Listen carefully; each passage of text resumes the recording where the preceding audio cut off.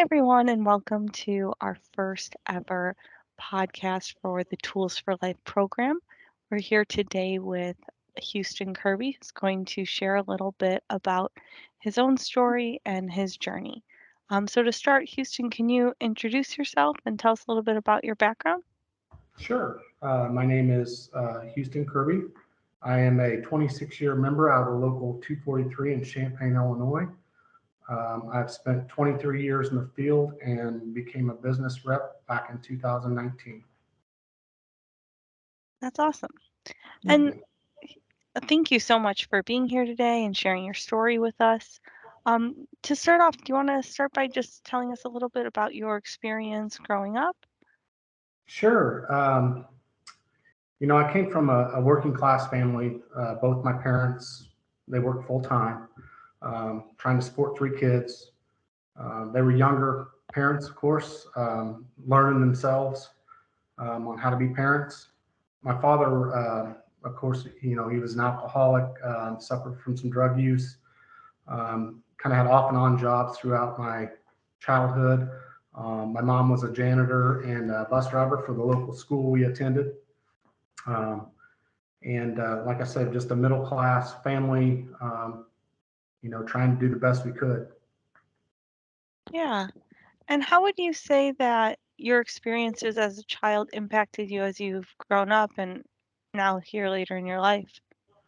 Well, I think it set presence of things to come for future in my life. I experienced a lot growing up in our household.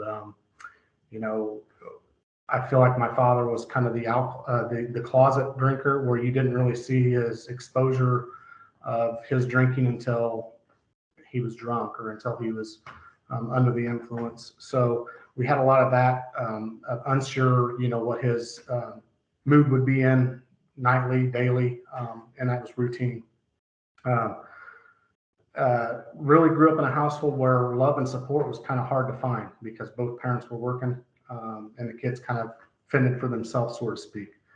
We did the family vacations. We've done the things we could do to get by and try to be a family. But ultimately, when both parents were working and you had some issues with substance abuse, it caused a lot of chaos in the family. Um, so that love and support wasn't there growing up. I believe that my parents done the best they could, being as young as they were trying to raise us. But ultimately, they divorced when I was 12, and of course that left me. All of us, the three of us, ended up uh, spending time with my mom. She supported us, being a single mom, and my father became more violent with stalking, degrading the family and the local town we grew up in. Really made it hard for my mom to raise us. Um, and when I was in sixth grade, attending class one morning, was um, uh, told by my principal at the school that our house was on fire. Unfortunately, we at the time didn't know what caused that because we weren't living there. We were living with family members, but it was my father who had caused this. I was close to my father. I was probably closer than the other kids for some reason, being the youngest. But he managed to leave a note and explaining that he was sorry for what he'd done, but he let me know that he was going to be in a certain place and that I could be reached at any time, but he took off out of state basically.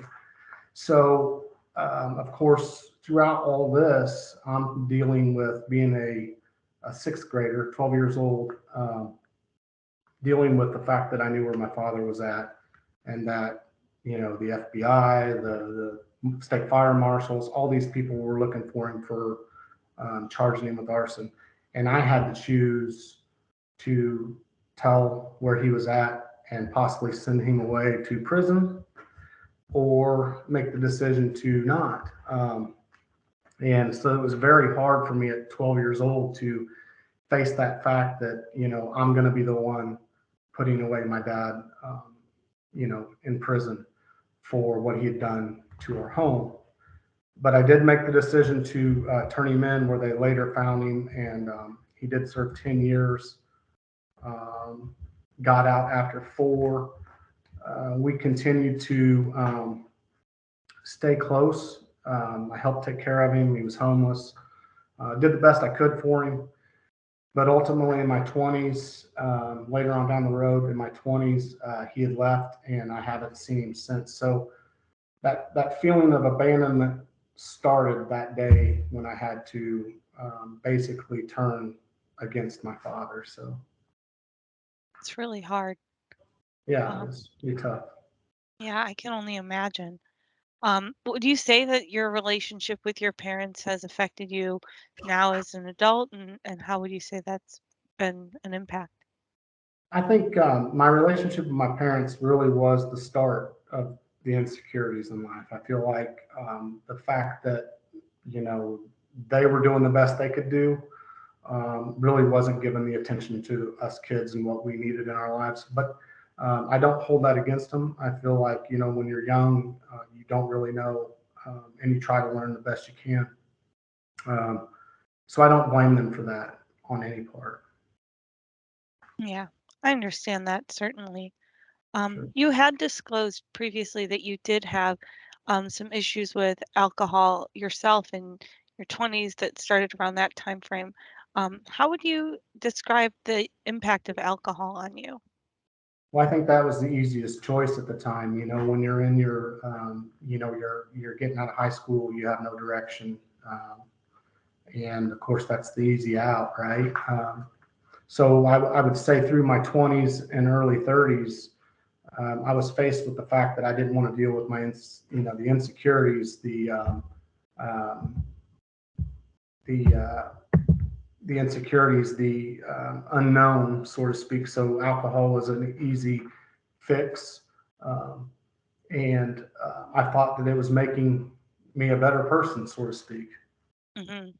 because it gave me some friends, it gave me some people to be around, and all that. So Yeah, I feel like it's one of those things that sort of it can be used sort of as a mask sometimes. sure, sure. Um, you did also say that you had some really exciting news in your 20s. You had your daughter when you were 25. What was that like for you? Uh, my daughter changed my world. Um, uh, gave me gave me the direction, but I was still fighting the alcohol and depression. I wanted to give her the best I could, and I was young. I married when I was young, so um, to see a person come through, that was a part of me that you couldn't take back. And I wanted to do the best that I could for her. And I knew my past, and I knew what I didn't want her to have to go through. But I still dealt with a lot, and still deal with a lot. But it did definitely change the values and what I was goal setting for the future. I Absolutely. apologize. No, nothing to apologize for. I mean, I get it. I'm sure that, with the childhood you had, it was, a big deal for you to be a really great father, and it Sure. sounds like you have been. Yeah, try Um, to be. it's all you can do is keep trying, right? Sure. Would you say that some of those, feelings of abandonment and that kind of thing, that impacted your relationships, your marriage, things like that? Well, you know, I was just, we fall back on, I was young, still dealing with alcohol issues, still dealing with insecurities on my first marriage, and I had my daughter through my first marriage. Um, but ultimately, those abandonment issues, I didn't want my daughter to face that. So I felt like, you know, after her mother and I divorced, that I needed somebody to be in her life, and felt like Hmm. that's the only thing she needed, is to have a female person in her life. And I felt like maybe I could deal with my inner demons after the fact, and find somebody that would love her as much as I did. And Hmm. so I was kind of grasping for straws and maybe made the wrong decisions. I don't blame any of the people that I've been married to. Of course, I'm 46 years old now with 3 marriages. So that's another tough thing to have to throw at my daughter, that she's been close to 3 different people in her life. And so that's a mistake that I'm growing from and learning from every day, to just focus on myself and her, and moving forward. Definitely. And it was in your 20s as well that you first joined the Carpenters Union, correct? Yeah, I actually, in school, we had a building and trades program in high school, and we built a house a year from the ground up. All the kids were able to do block, they could do the plumbing, they could do about anything. And it really sparked an interest to me. I wasn't for sure what side I was going to go in. We've done it all. So we wasn't for sure if it was going to be the plumbing, electrical, or building wise. But as I progressed throughout high school, my teacher approached me my senior year, before I was graduating, and he asked me what my career plans were. And I really didn't have any intentions to go to college. For one, I didn't feel like I could afford it. And for two, I just didn't have that drive to um, be in school. Um, so, of course, at 18 years old, the question was asked, do I want to make money or do I want to go to college? And of course, 18 years old, my thought process was, well, I want to make money. So, um, throughout my senior year, he put me in with a contractor, local contractor, where I was building houses. So I was able to work my last senior year in high school, doing some non-union residential work. And then when I graduated, he helped me get on with a contractor. And so at 19 years old, I was already, living with health insurance and full benefits for my family, future family at the time. So I was looking forward to that. And I knew my schooling was free, through the apprenticeship program. And it just changed my mindset of what I wanted to be in life after that. Yeah, absolutely. And you've done a lot within the union. You've advanced now. What's sort of been your inspiration for that? Well, I think the biggest thing to me is being a union member has always taught me pride. It's always given me a sense of belonging to something. It's a learning and growing experience with new advancements and technologies. We're always trying to be on top of things, and we're always training. So it's definitely given the upper hand to somebody like me who didn't have a path, so to speak, out of high school. And I never in a million years thought that I would be a representative for such a great union. But I'm proud of it. I always present myself to be a member first, and I want to continue to do the best for the members in the local. Absolutely. I'm going to put you on the spot here. Do you have a favorite project or thing you've worked on over the last 20 years? You know, I can say that uh, it's the State Farm Center. I was able to work on that. Very cool. We've done a couple high rises that came into Champaign for the first time that I was able to work on. So there's been a lot of very good projects that I can go around town and show that I've been on and be very proud of it. Um, especially at 19, 20 years old and working on those projects in the early years really makes it exciting. Yeah, absolutely. I feel like you can be like, I did that one and that one. Sure. Sure. That's awesome. And so in the last few years, 2020, the COVID-19 pandemic, obviously a difficult time for everyone. How did that impact you and, kind of what were you feeling when that started and as it progressed? COVID. Well, I was newly on staff then. Um, so what was happening around us, myself and the other agent for this local, uh, we were doing the best with the unknown, and our members had questions, our families had questions, and we ultimately didn't have the answers, when it first come about. But it was also the start of the falling apart of my life.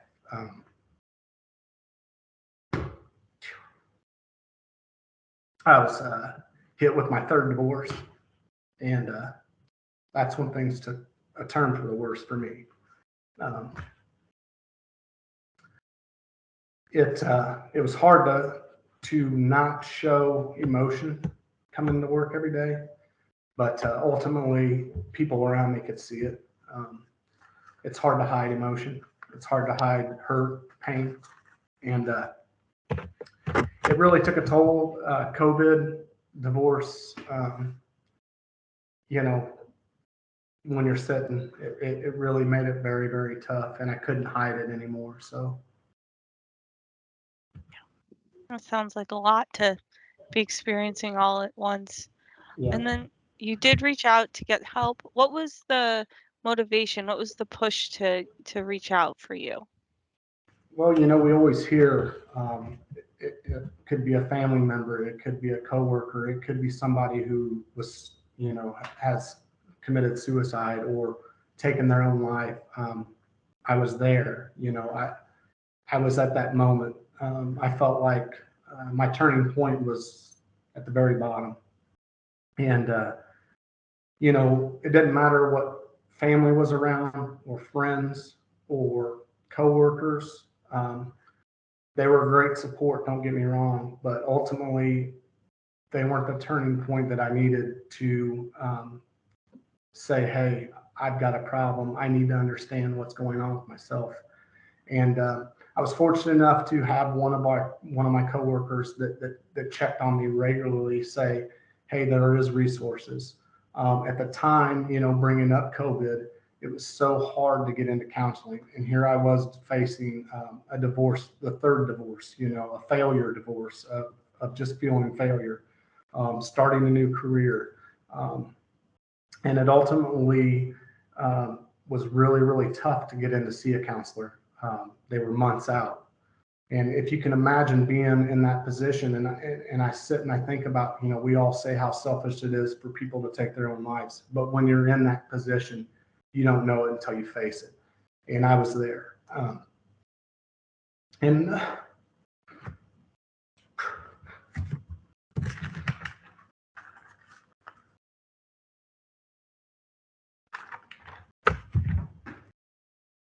I was glad the resources were there, because the next day they reached out, and I spent a lot of time regaining back what was lost, um, and that was myself. Um, these people, like I said, family, friends, coworkers, they're there, but they're not the person you need to talk to. And I was fortunate; it was the right time, and just very thankful. Like I said, because some people don't get that chance. Yeah, it's very true. I'm glad that you were able to get to someone and get the help that you needed. Sure, Um, what would you say are some of the biggest lessons you've learned since you started working with a counselor? they're just a phone call away. Um, Pick up the phone. That's the biggest thing. It doesn't really matter how dark or how things may seem. A phone call could be a life changer. And I thank God to this day that phone call that I made was there.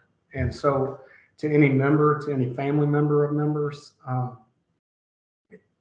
we've got the resources out there. The Mid America Carpenters Regional Council has given us some great resources. And if it's not through us, a church, any other place, um, is a phone call away. Absolutely. Yeah, I mean, with the new mental health partner, Lyra Health, I know they have a ton of resources. They have phone numbers you can call pretty much 24 hours a day. You get 12 free sessions now with a counselor, so lots of great stuff out there. And I've, from what my daughter has been through in her life, she's going to be taking advantage of it as well. So um, it's an effort put forth that I'm very thankful that we've got, because most industries don't have that. Um, the resources that are offered just are just of great value, not only as being a good worker for the workforce, but being a steward for your family, and finding out. and gaining from that issues that you may have. Yeah. If you were, in a conversation with, a coworker and saw them kind of on the edge of, should I reach out? Should I not? Just not sure. What advice would you give to them if they're considering this? Well, I think that, no matter, like I said before, no matter if it's a friend or a family member or whatever, if I, you can tell when somebody's not right. If you're a coworker around somebody, you can tell. Their demeanor changes, their ways change, they're late to work, so the signs are there, and just be an open hand, be an open, ear for them, and try your best to get them the proper information to get help. I know around here we answer our phones 24/7, and I want to be that value to the members. Is the main reason why I'm doing this is because a lot of hurt in 46 years can benefit somebody, that may be going through the same thing. Yeah, definitely. And so, as we look forward and sort of what's next, what are you hopeful for next? What do you see as the exciting things that you're looking forward to? Well, I look forward to just doing the best of my ability, and taking advantage of, the words of encouragement from others. A lot of times I cut myself short on, who I am. And I think a lot of people do that.